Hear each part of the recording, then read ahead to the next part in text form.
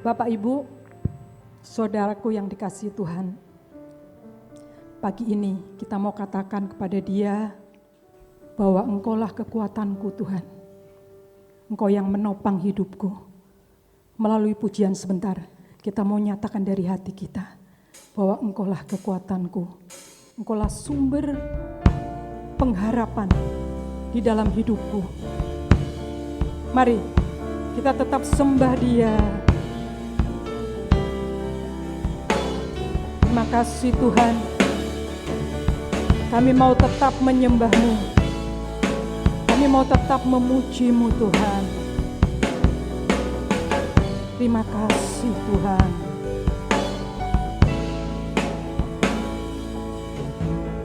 Engkaulah kekuatanku, tempat perlindungan, tempat perlindunganku. Saat badai menerpa, aku tidak akan goyah Tuhan. Aku tak akan goyah. Aku tak akan goyah. Aku tak akan goyah, sebab Kau sertaku. Sejauh langit, sejauh langit dari bumi, begitu besarnya kasih-Mu, penuhi hati kami yang rindu menyembah-Mu. Yesus, sejauh langit dari bumi, begitu besarnya kasih-Mu. Kaulah Tuhan, kekuatanku, sukacitaku. Kita mau katakan Engkaulah Tuhan. Engkaulah kekuatanku, tempat perlindunganku. Saat badai menerpa, aku tak akan goyah Tuhan. Aku tak akan. Terima kasih Tuhan, Kau kekuatan kami. Aku tak akan goyah, sebab Kau sertaku. Sejauh langit dari bumi, sejauh langit. Terima kasih Tuhan. Dari bumi, begitu besarnya kasih-Mu, penuhi hati kami, penuhi hati kami yang rindu menyembah-Mu. Yesus, sejauh langit dari bumi, begitu besarnya kasih-Mu. Kaulah Tuhan, kekuatanku, sukacitaku. Kami undang sidang jemaat kembali untuk berdiri. Kita akan masuk di dalam doa sebentar. Sejauh langit, amin. Engkau andalan kami Tuhan. Begitu besarnya kasih-Mu, penuhi hati kami yang rindu menyembah-Mu. Yesus, sejauh langit dari bumi, begitu besarnya kasih-Mu. Kaulah Tuhan, kekuatanku, sukacitaku. Tetap kita menyembah Tuhan. Sejauh langit Terima kasih Tuhan. dari bumi, Terima kasih Tuhan. begitu besarnya kasih-Mu. Terima kasih Yesusku. Penuhi hati kami yang rindu menyembah-Mu, Yesus. Sejauh langit dari bumi, begitu besarnya kasih-Mu. Kaulah Tuhan, kekuatanku, sukacitaku. Engkaulah Tuhanku. Kaulah Tuhan, kekuatanku, sukacitaku. Terima kasih Tuhan. Engkaulah kekuatan kami.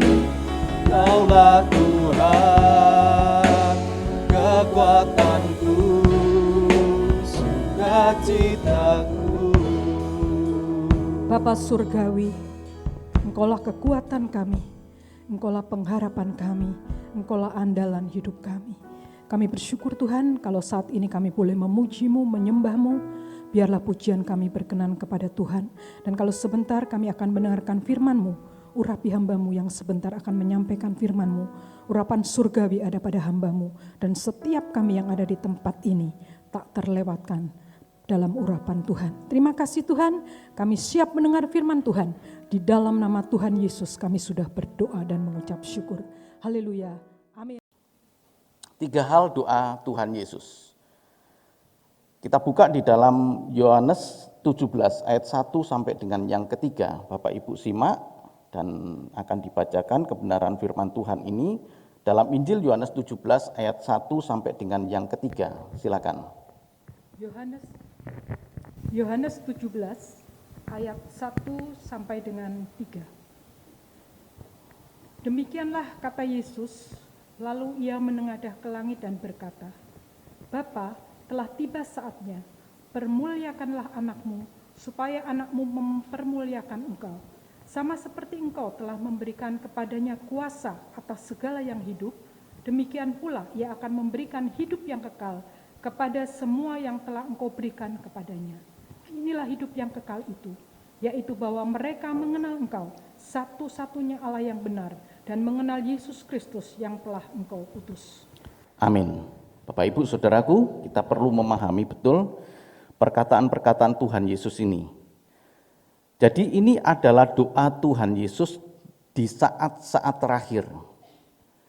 Jadi doa Tuhan Yesus ini ada di dalam Injil Yohanes, dan Injil Yohanes ini mencatat sangat lengkap atau lebih lengkap daripada Injil-Injil yang lain. Tidak ada doa yang sepanjang ini Bapak Ibu.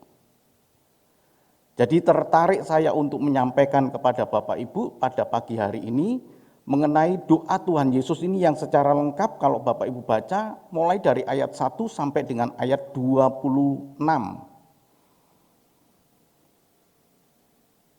Begitu panjang, tetapi komplit Bapak Ibu, mencakup seluruh pondasi iman kekristenan kita ini. Di situ ada monoteisme, Allah yang satu. Jadi ketika Tuhan Yesus berkata, engkau Bapa, satu-satunya Bapa, engkau Allah, satu-satunya Allah yang benar. Artinya tidak ada Bapa lain. Tetapi kandungannya, monoteisme di dalam kekristenan itu bukanlah Yazid, bukanlah satu-satunya Allah yang dalam pengertian Yazid. Tapi kekristenan memakai kata Echad, yang artinya Allah yang satu ini ada 3 pribadi, yang ketiganya adalah satu. Jadi ini perlu dipelajari betul-betul Bapak Ibu, karena sampai dengan saat ini banyak orang Kristen yang tidak memahami, akhirnya kacau. Yesus adalah Bapa, Bapa adalah anak, dan lain sebagainya menjadi kekacauan. Tidak, Bapa punya hidup sendiri, anak punya hidup sendiri, Roh Kudus punya hidup sendiri. Tetapi ini bukan politeisme, tapi ini adalah monoteisme, karena ketiganya adalah satu di dalam satu Bapa. Jangan ada Allah lain, artinya jangan ada Allah di luar dari Allah yang demikian. Jangan engkau menyembahnya. Sejak semula Allah memperkenalkan dirinya Elohim, yaitu Allah yang Esa, tetapi Esanya adalah Allah yang Echad. Tiga, tetapi di dalamnya ada tiga pribadi yang saling mengenal, yang saling mempermuliakan. Jadi ungkapan di dalam doa Bapa kami ini, Tuhan Yesus ingin menunjukkan di bagian pertama ya, saya tidak akan keluar di ayat-ayat yang lainnya, maksud saya di dalam, kita akan bahas Yohanes 17 saja ini. Jadi kalau kita lihat di sini, anak pun juga punya kuasa karena diberi oleh Allah Bapa.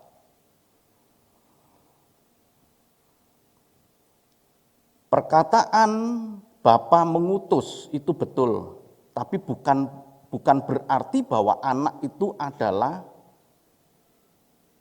manusia yang hanya sebatas manusia. Dia adalah, justru disinilah keunikannya, dia adalah Allah yang sejak semula ada sebelum segala sesuatu ada. Pemerintahannya ada sejak purbakala. Dan kemudian Allah yang maha kekal ini, hanya pribadi Tuhan Yesus inilah yang kemudian menjadi manusia.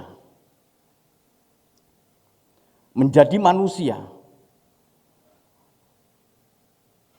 Ketika itulah Tuhan Allah Bapa mengutus anaknya untuk satu proyek yang begitu besar. Satu proyek yang mempertaruhkan keselamatan manusia. Jangan pernah kita punya pemikiran bahwa pasti Tuhan Yesus sebagai pihak yang diutus oleh Bapa pasti berhasil dalam proyek ini. Kemungkinan gagal ada. Ibrani 5 ayat yang ke-8.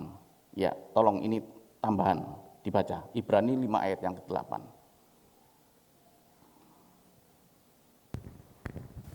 Ibrani 5 ayat yang ke-8. Dan sekalipun ia adalah anak, ia telah belajar menjadi taat dari apa yang telah dideritanya. Sekalipun dia anak, tetapi dia belajar taat. Sekalipun dia anak, dia belajar untuk taat. Bapak, Ibu, Saudaraku, Tuhan Yesus dipersamakan dalam segala hal dengan manusia, termasuk di dalam tubuhnya. Jadi kalau ketika Tuhan Allah Bapa kemudian meminta kepada kita untuk sama seperti anaknya, adalah logis karena dia sama seperti kita. Menjadi tidak adil, menjadi tidak logis ketika Allah Bapa meminta kepada kita untuk kita hidup sama seperti dia, sementara dia diberi istimewa oleh Allah Bapa. Tidak mungkin kita bisa menjadi sama seperti dia, sementara Tuhan Yesus punya kelebihan yang hebat yang diberikan oleh Allah Bapa yang tidak sama dengan kita. Enggak. Bahkan dia mengenakan tubuh yang mengandung unsur dosa juga. Mungkin bisa dibaca ya Roma 8 ayat yang ketiga.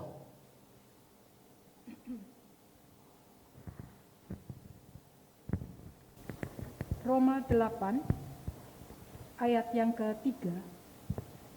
Sebab apa yang tidak mungkin dilakukan hukum Taurat karena tak berdaya oleh daging, telah dilakukan oleh Allah dengan jalan mengutus anaknya sendiri dalam daging, yang serupa dengan daging yang dikuasai oleh dosa karena dosa, ia telah menjatuhkan hukuman atas dosa di dalam daging.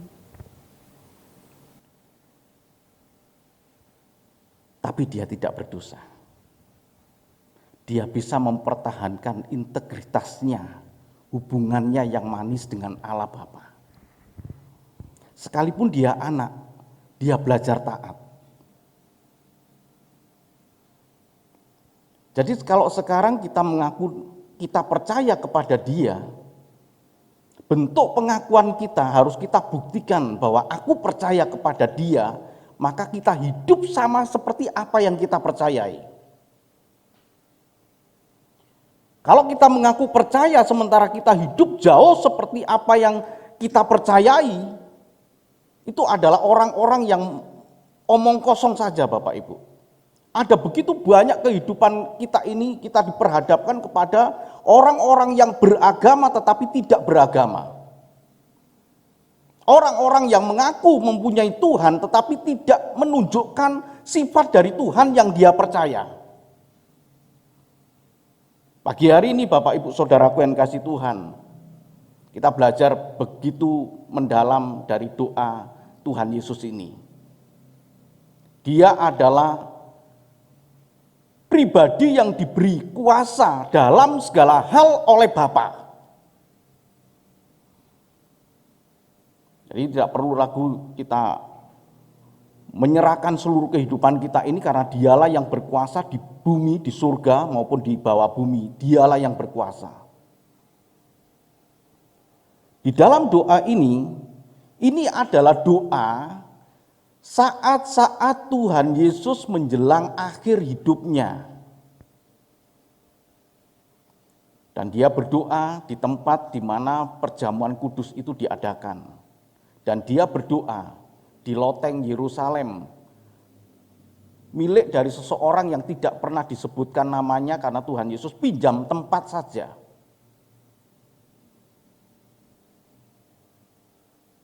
Jadi kalau di dalam Alkitab disebutkan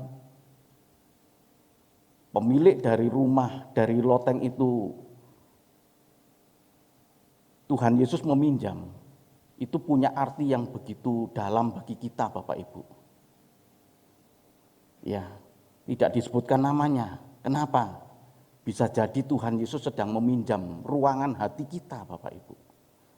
Untuk Tuhan Yesus berdiam, menjalin hubungan yang begitu erat dengan Allah Bapa.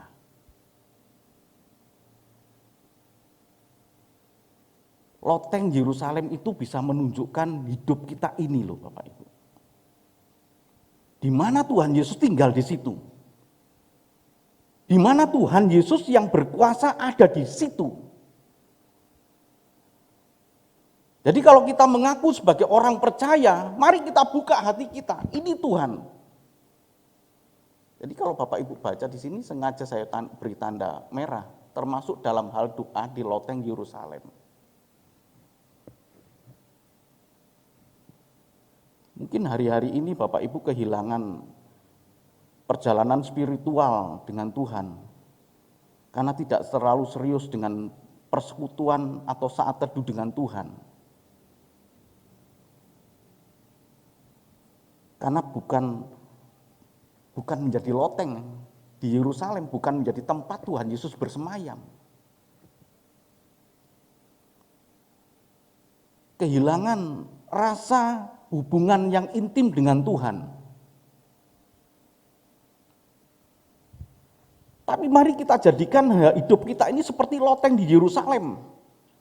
Tempat di mana Tuhan Yesus mengadakan perjamuan kudus, tempat di mana Tuhan Yesus kemudian menengadah. Demikianlah kata Yesus, lalu ia mengadah ke langit dan berkata, Bapa, telah tiba saatnya permuliakanlah anakmu, supaya anakmu mempermuliakan engkau. Sebelum Tuhan Yesus melakukan doa ini, saya menyebutnya sebagai pradoa ya. Karena sebelum Tuhan Yesus berdoa yang begitu panjang, dan ini tidak ada di tempat lain Bapak Ibu. Injil Yohanes ini yang mencatat bagaimana Tuhan Yesus sedemikian detail untuk berkata-kata kepada Allah Bapa, ditulis oleh Yohanes. Sebagai pribadi yang dekat dengan Tuhan, Yohanes adalah murid yang dikasihi Tuhan.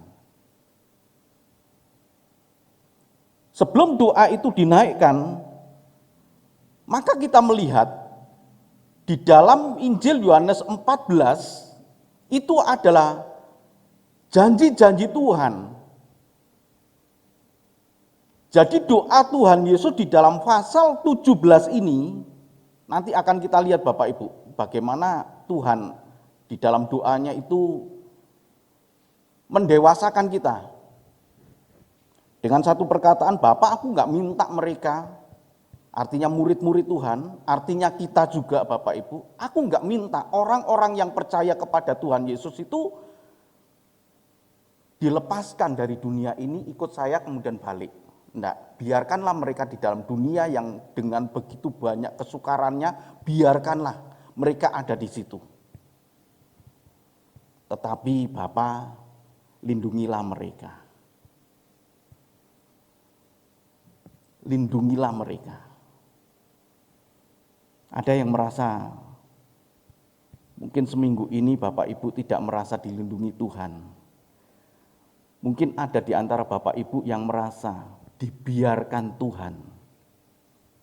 Hari ini Tuhan menjawab lewat kebenaran firman Tuhan.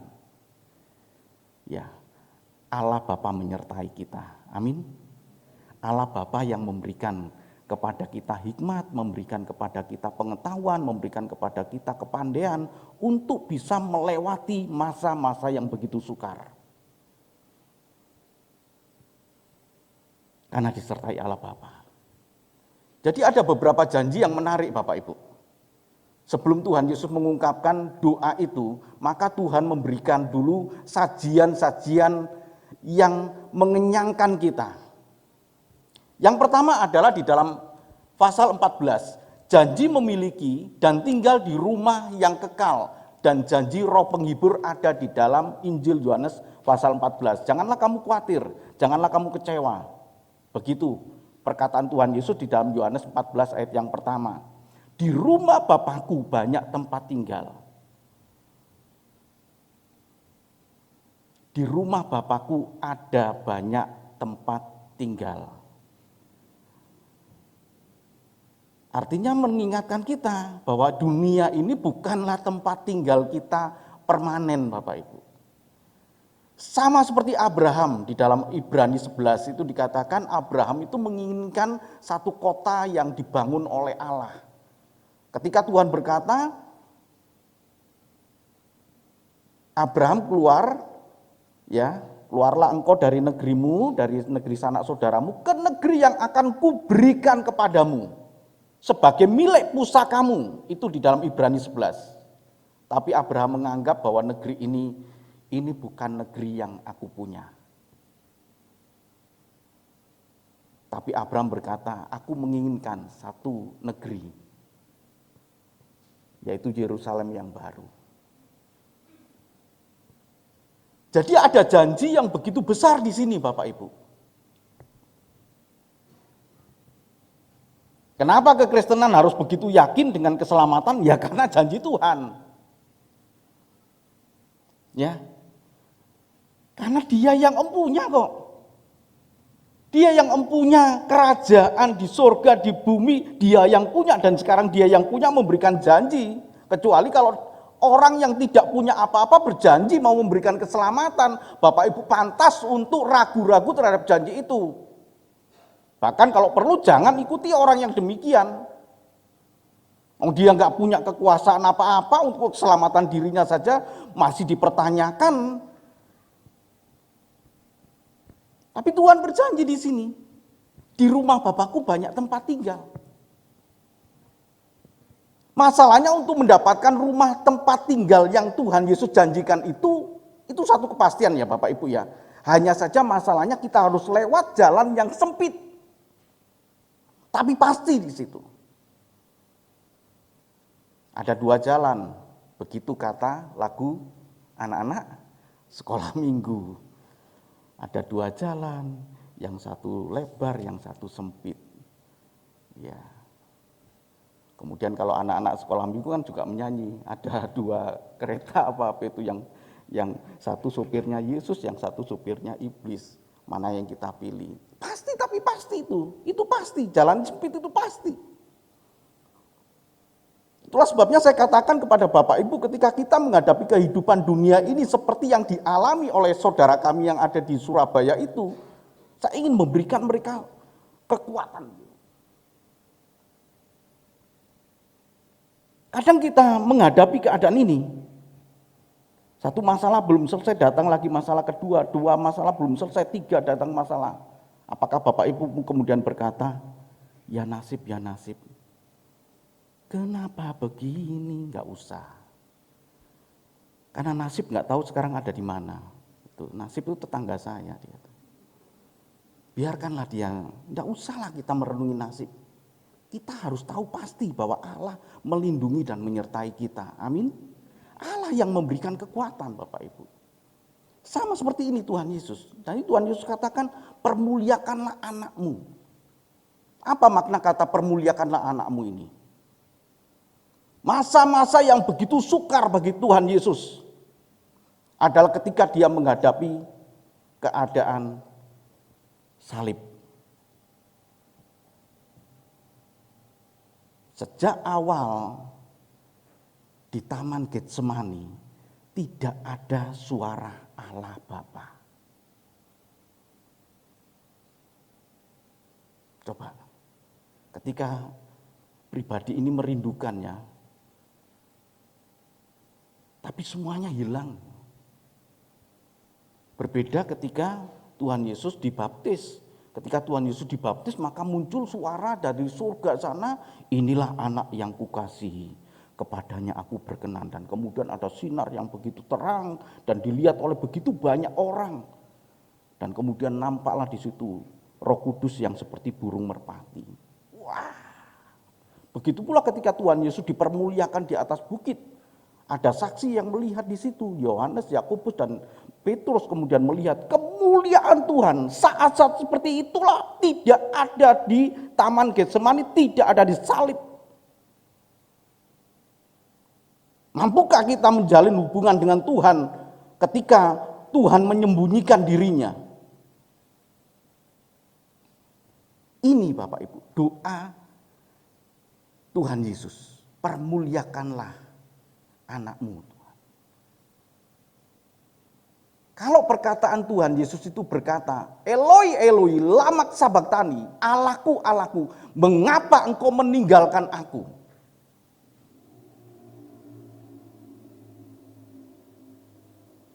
Apakah betul Tuhan Yesus ditinggal oleh Tuhan, Allah Bapa? Tuhan merasakan bahwa Allah Bapa meninggalkan dia. Perhatikan Bapak Ibu ya, kalau perkataan Tuhan Yesus hanya sampai kepada jeritan ini, karena itu jeritan ya, satu suara yang nyaring ya, Eloi, Eloi, lama sabachthani. Kalau sampai di situ dan tidak ditutup dengan perkataan, ke dalam tanganmu kuserahkan nyawaku. Sekalipun engkau meninggalkan aku, tetapi aku tetap percaya kepada engkau. Begitu Bapak Ibu.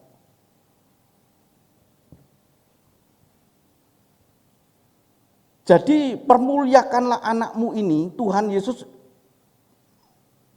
punya kekuatan di situ.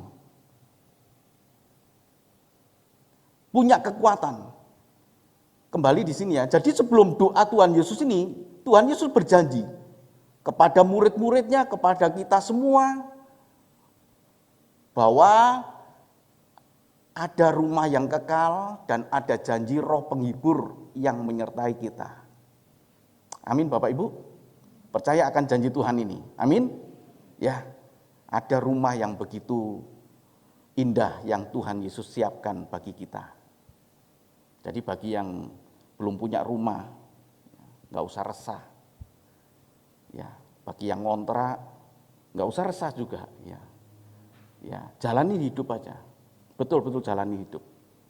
Ya, saya dulu juga kontraktor Bapak Ibu ya, kontraktor berapa tahun saya lupa itu kontraktor. Ngontrak sini habis, ngontrak sini habis, ngontrak sini pindah sampai akhirnya ya dapat juga KPR BTN 15 tahun cicilan 325. Oh sorry ya. Jadi promosi BTN. Jadi ini pasal 15 itu janji tentang kelimpahan jika tinggal di dalam Kristus. Hebat. Tuhan janjikan di situ. Tinggallah engkau di dalam aku di dalam engkau. Mintalah apa saja, aku akan berikan.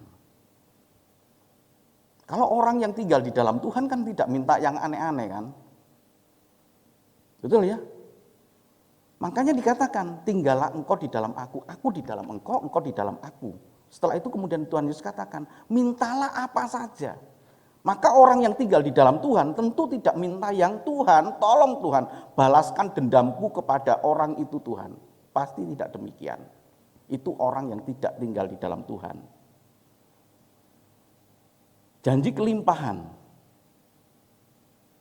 Kelimpahan bukan hanya sekedar materi. Banyak orang-orang Kristen yang setia di dalam Tuhan tetapi tidak memiliki apa-apa dapat kita jumpai Bapak Ibu. Tetapi kelimpahan tentang sukacita, damai sejahtera, kelimpahan tentang kekuatan dalam hidup, itu pasti orang yang tinggal di dalam Tuhan. Dan kemudian pasal 16, kemudian janji penyertaan Tuhan dalam kesesakan. Saya nggak mengungkapkan ayatnya ya, tapi Bapak Ibu lihat. Dalam pasal 16 itu Tuhan Yesus berjanji akan memberikan roh penghiburan supaya menyertai orang-orang yang tinggal dalam dunia ini dengan segala macam warna kehidupannya itu. Roh Kudus akan menyertai. Jadi sebelum Tuhan Yesus berdoa ini yang didengar oleh murid-murid, jadi Tuhan Yesus tidak berdoa secara dalam hati, tidak berdoa dengan pelan gitu. Tuhan Yesus berdoa seperti berbicara kepada Bapa dan didengar oleh murid. Buktinya apa? Buktinya Yohanes menulis kok. Yohanes kemudian menulis doa Tuhan Yesus yang begitu lengkap ini Bapak Ibu.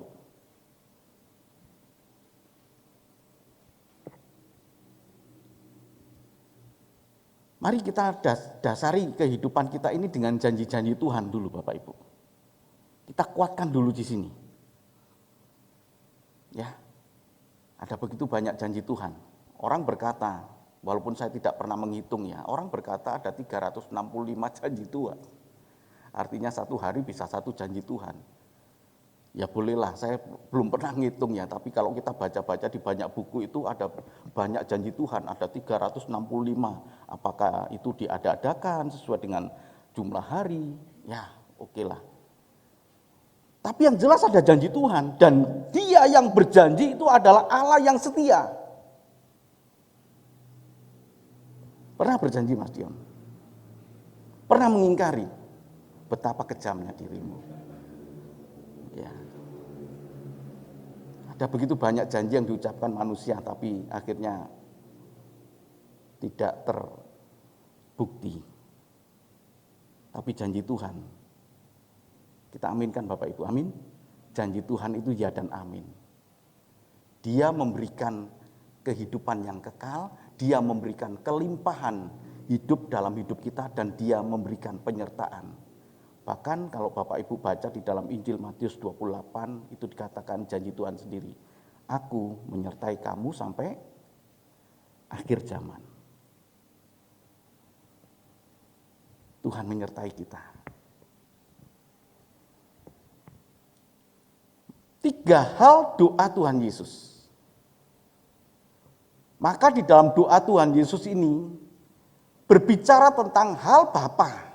Mempergunakan doa ini adalah mempergunakan bahasa Aram. Ketika Tuhan Yesus berdoa, Dia mempergunakan bahasa Aram. Sehingga Bapa itu disebut sebagai Abba, ya Abba, ya Abba, ya Bapa. Abba. Jadi Abba itu adalah bahasa Aram. Dan yang kedua, hal diri Tuhan Yesus. Dan yang ketiga adalah hal murid-murid Tuhan Yesus. Saya nggak tahu sampai ya 10 menit lagi, saya nggak tahu 3 hal ini tersampaikan apa enggak. Tapi saya tidak terlalu ngoyo Bapak Ibu ya. Kalau nggak tersampaikan ya kita ketemu minggu depan. Mudah-mudahan ada umur ya, mudah-mudahan ada umur ya. Kita diberikan kesempatan untuk bertemu kembali. Hal yang pertama, ketika Tuhan Yesus berdoa, itu berbicara tentang Bapa.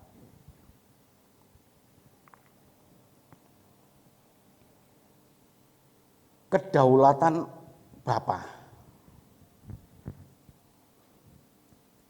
Ini belajar kita Bapak Ibu ya. Jadi daulat Bapa itu adalah kuasa hak penuh. Itu daulat. Daulat Bapa itu adalah kuasa hak penuh.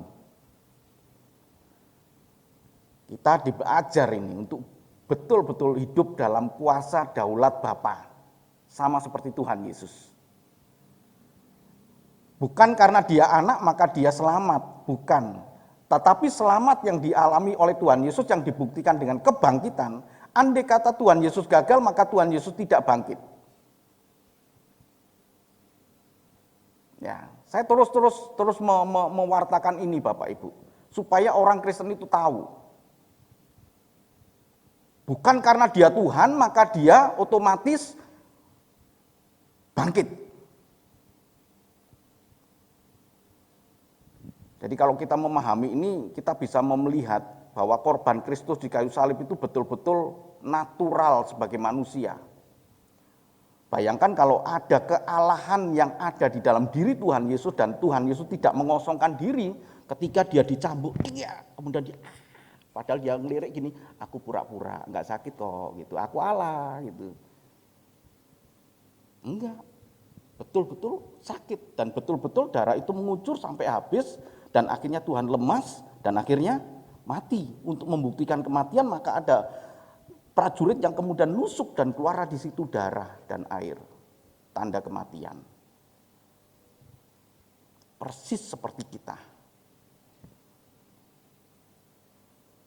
Karena dia taat, maka Bapa kemudian membangkitkan dia. Makanya dikatakan Allah yang membangkitkan dia. Dia kan bisa bangkit sendiri kan, tapi enggak, Allah Bapa yang membangkitkan, kedaulatan Bapa di sini. Anak saja belajar kok. Kenapa kita yang Alkitab katakan, maaf saya berkata Bapak Ibu, kenapa Alkitab yang mengatakan kita ini cacing loh, kita ini, gitu. Kok belagu-belagunya hidup menggantikan posisi Allah gitu loh. Merasa kuat, merasa hebat. Kalau kita tinggal di dalam kedaulatan Bapa, ya Tuhan, terserah Engkau lah Tuhan. Kalau Engkau izinkan hal-hal yang buruk terjadi, aku percaya di dalam hal yang buruk itu Tuhan, di dalam hal yang tidak aku inginkan Tuhan, Engkau ada bersama dengan aku Tuhan. Itu kita hidup dalam kedaulatan Tuhan. Amin Bapak Ibu. Seberapa banyak kita ini coba mengatur Tuhan. Bukan Tuhan yang berdaulat, kita yang berdaulat. Kita coba setir Tuhan, kita coba planning Tuhan, kita coba Tuhan masuk dalam rencana kita. Begini loh Tuhan, kalau Tuhan lakukan begini, ini baik-baik. Hari ini kita tekuk hati kita ini. Tekuk. Tuhan aku mau hidup dalam kedaulatan Engkau Tuhan. Kita baca di dalam ayat 4 dan 5 ya, karena ayat 1 sampai 3 sudah kita baca. Ayat 4 sampai dengan yang kelima. Yohanes 17 ayat 4 sampai dengan 5. Aku telah mempermuliakan engkau di bumi dengan jalan menyelesaikan pekerjaan yang engkau berikan kepadaku untuk melakukannya. Oleh sebab itu ya Bapa, permuliakanlah aku padamu sendiri dengan kemuliaan yang kumiliki di hadiratmu sebelum dunia ada. Sebelum dunia ada, Tuhan Yesus sudah punya kemuliaan sebagai Raja, sebagai pengatur pemerintahan. Allah Bapa adalah top manajemen. Dan kemudian Tuhan Yesus yang mengatur di situ. Kalau Allah Bapa kemudian berkata, anakku turun dalam dunia. Turun dia. Sekarang pun dia ada di dalam otoritas Allah Bapa. Perhatikan baik-baik Bapak Ibu. Sehingga suatu saat nanti Allah Bapa akan berkata kembali seperti ketika Tuhan berkata, turunlah engkau ke dalam dunia. Suatu hari nanti dia akan berkata, anakku turun kembali. Kapan waktunya?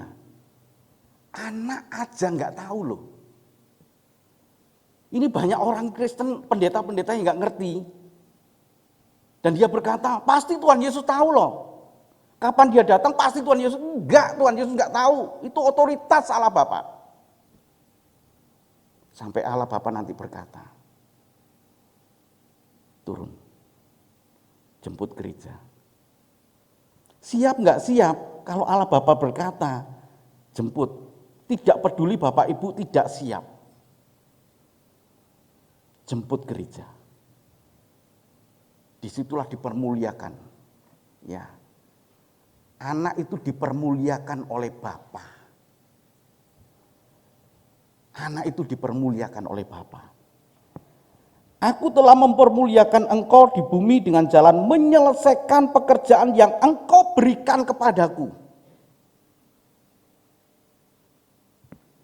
Apa pekerjaan itu? Pekerjaan itu memang goalnya adalah keselamatan manusia. Dan itu diselesaikan dengan baik oleh Tuhan Yesus karena dia menjadi korban. Korban itu adalah,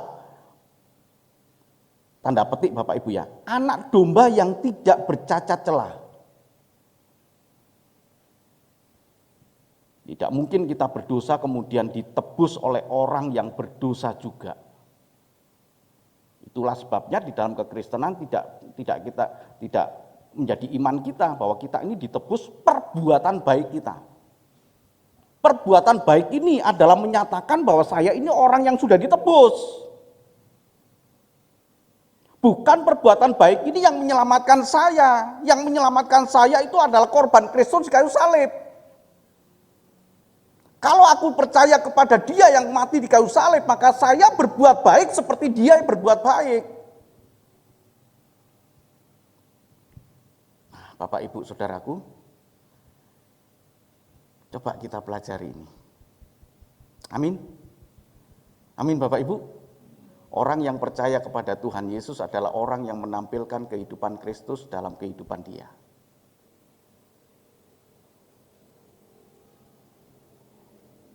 Menyelesaikan pekerjaannya. Dan Tuhan Yesus katakan kepada kita, pekerjaan yang Tuhan Yesus berikan sama seperti Bapa. Nanti Bapak Ibu baca ya, di dalam ayat 18 berkata, seperti engkau mengutus aku Tuhan, sekarang aku mengutus mereka. Seperti engkau mengutus aku dan aku menyelesaikan pekerjaan yang engkau berikan, maka sekarang aku mengutus mereka. Siapa mereka? Murid-murid Tuhan. Kita semua adalah diutus oleh Tuhan. Pertanyaannya Bapak Ibu, apakah kita bisa menyelesaikan pekerjaan itu dengan baik? Sama seperti Kristus menyelesaikan pekerjaan dengan baik. Jadi goalnya itu adalah keselamatan memang. Goalnya itu keselamatan. Ya. Pekerjaan yang Tuhan Yesus kerjakan yang diberikan oleh Allah Bapa kepada dia adalah keselamatan manusia. Tapi prosesnya itu mengalami hal ini loh Bapak Ibu. Nama Bapa. Coba baca ayat 6, ayat 11, ayat 12. Ya silakan. Yohanes 17 ayat 6. Aku telah menyatakan namamu kepada semua orang yang engkau berikan kepadaku dari dunia. Mereka itu milikmu dan engkau telah memberikan mereka kepadaku dan mereka telah menuruti firman-Mu. Ayat 11 dan 12. Dan aku tidak ada lagi di dalam dunia, tetapi mereka masih ada di dalam dunia, dan aku datang kepadamu. Ya Bapa yang kudus, peliharalah mereka dalam namamu, yaitu namamu yang telah engkau berikan kepadaku, supaya mereka menjadi satu sama seperti kita. Selama aku bersama mereka, aku memelihara mereka dalam namamu, yaitu namamu yang telah engkau berikan kepadaku. Aku telah menjaga mereka, dan tidak ada seorang pun dari mereka yang binasa selain daripada dia yang telah ditentukan untuk binasa, supaya genaplah yang tertulis dalam kitab suci. Amin. Pentingkah sebuah nama? Pentingkah sebuah nama? Musa itu ngeyel Bapak Ibu. Musa itu ngeyel, Musa itu. Kalau engkau mengutus aku nanti kepada Firaun, kalau mereka bertanya, siapa namamu? Musa mendesak Tuhan supaya Tuhan menyatakan nama itu. Dan kemudian Tuhan berkata, aku adalah aku. Eyeh aser eyeh, ya. Itu bahasa Ibraninya, eyeh aser eyeh. Aku adalah aku. Bukan nama. Jadi yang dimaksud di dalam nama, di dalam ayat yang baru Bapak Ibu dengar tadi, itu adalah pribadi Allah, aku. Bukan sebuah nama yang pasti. Kalau ada YHWH, ya, bahasa Ibraninya kan, Ibrani itu nggak punya vokal Bapak Ibu ya, nggak punya A, I, U, E, O ya, nggak ada ya Ibrani itu ya. Ibrani, tulisan Ibrani itu nggak ada A, I, U, E, O, nggak ada. YHWH, kemudian dibacanya Yahweh. Arti Yahweh itu juru selamat, penyelamat, bukan sebuah nama. Kalau sebuah nama sejak semula ketika dia menciptakan Adam dan Hawa, Allah memperkenalkan dirinya, aku nama ini. Enggak. Sehingga Musa berkata, siapa nanti? Aku adalah aku. Jadi ketika Tuhan Yesus menyatakan di dalam yang tadi Bapak Ibu dengar, namamu itu bukan sebuah nama. Itu adalah pribadi Allah. Pribadi, karakter, sifat-sifat Allah. Aku menyatakan kepada mereka, namamu ada dalamku. Mereka tidak bisa melihat Allah Bapa yang tidak terlihat, tapi mereka akan melihat sifat Allah, pribadi Allah dalam diri aku. Aku sudah menyatakan itu. Sudah menyatakan Allah yang tersembunyi ini menjadi satu Allah yang terlihat.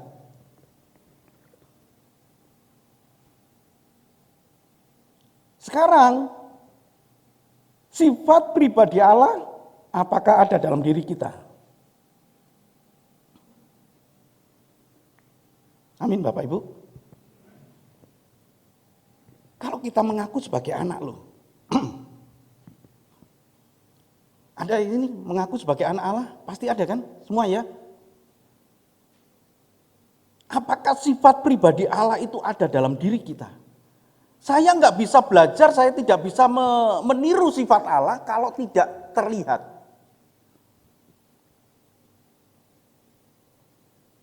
Terlihat nggak Mbak Vera?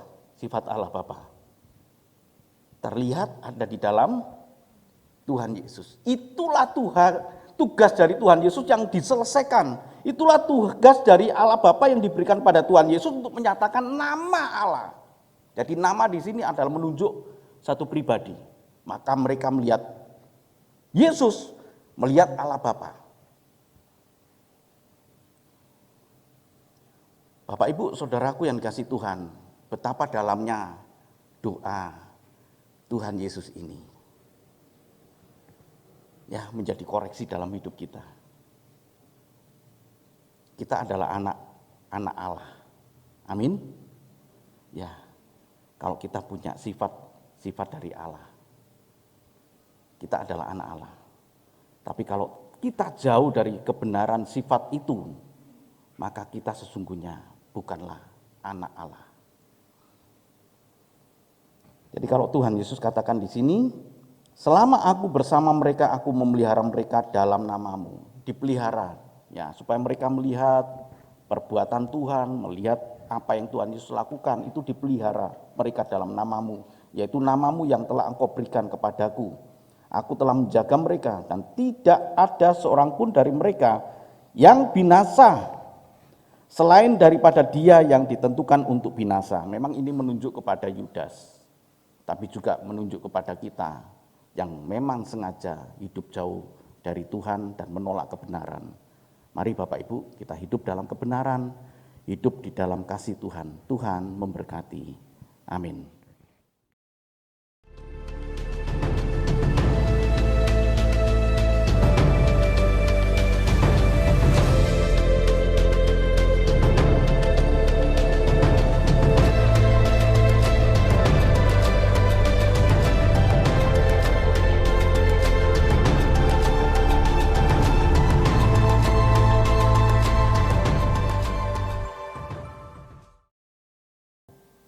Bapak, Ibu, dan saudaraku yang sangat dikasihi Tuhan, terimalah berkat dan anugerah dari Allah Bapa di surga, kasih dan cinta Tuhan kita Yesus Kristus, anaknya yang tunggal, dan penghiburan kekuatan dari kuasa Roh Kudus menyertai kita.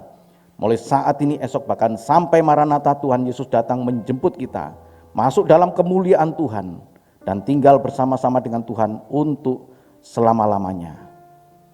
Dia Allah yang menyertai kita, Dia Allah yang memberkati kita, sekalipun kita tinggal di dalam dunia ini. Dia Allah yang setia. Dia juga Allah yang menyinari kita dengan wajahnya dan memberikan kepada kita kasih karunia.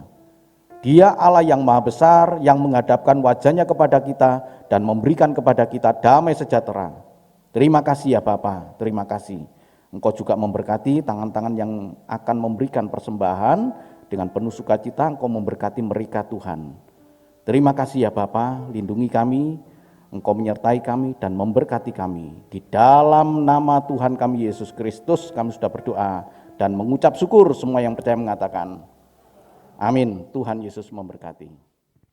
Kaulah Tuhan, kekuatanku, sukacitaku. Terima kasih Tuhan, Engkaulah kekuatan kami. Kaulah Tuhan.